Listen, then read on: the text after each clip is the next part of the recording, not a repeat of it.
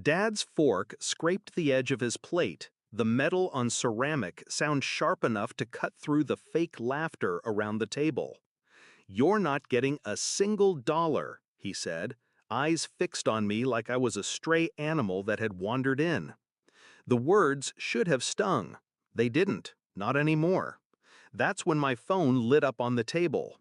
The number was unfamiliar, but the voice on the other end was clear. "Miss Brooks, SoftBank just wired 40 million. You're officially $100 million CEO." The silence that followed could have drowned the whole room. I didn't look at him. I just smiled. Backstory: the roots of the betrayal. My parents were never the type to clap at school plays or frame my report cards. Success wasn't celebrated. It was expected, and then diminished. "Top of your class? So was I," Dad would say. Mom would just change the subject. The real crack came at 21. I'd told them I wanted to build my own company, AI-based logistics. Dad laughed. "Pipe dreams are for rich kids. You'll take a real job or you'll starve."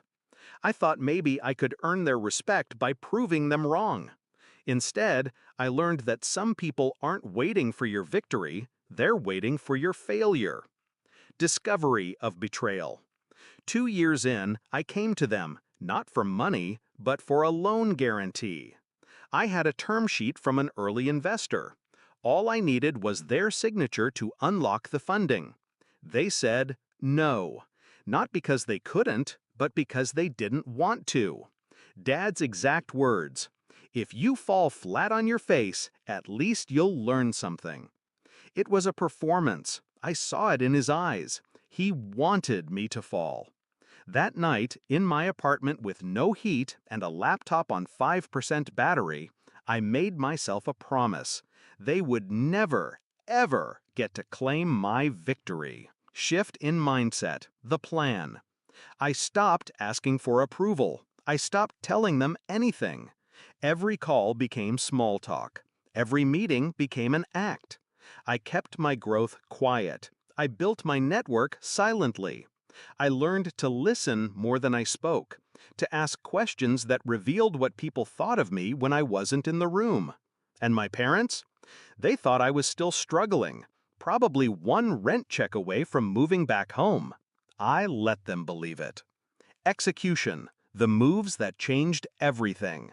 Step 1. Secure talent no one else could afford. I offered equity instead of cash. People laughed, but the ones who stayed became my inner circle. Step 2. Lock down patents before I even had a product. I bled my savings dry on legal fees, but it kept the big players from stealing the idea. Step 3. Cultivate an image of being underestimated. No press, no LinkedIn brag posts, just quiet deals behind closed doors. Within 3 years, we had a prototype. Within 4, Amazon and Maersk were in bidding wars for a partnership. That's when SoftBank called. Climax: back to the dinner table. I didn't answer right away after the 40 million news. I let the silence grow heavy, let their curiosity claw at them.